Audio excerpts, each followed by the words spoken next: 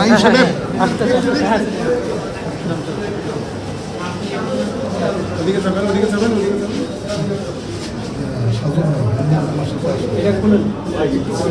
না না এখানে হবে না, এখানে একজন না আর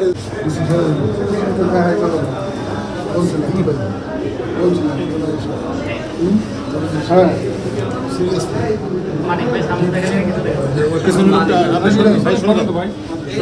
সরে যাবেন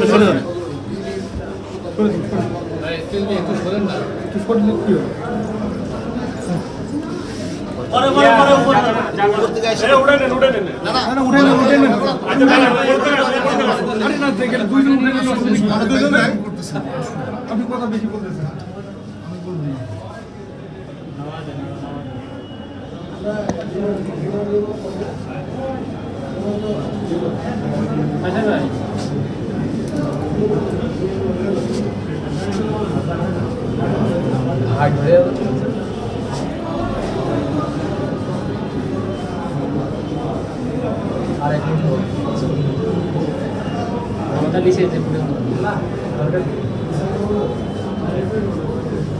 কোন জায়গায় সব আছে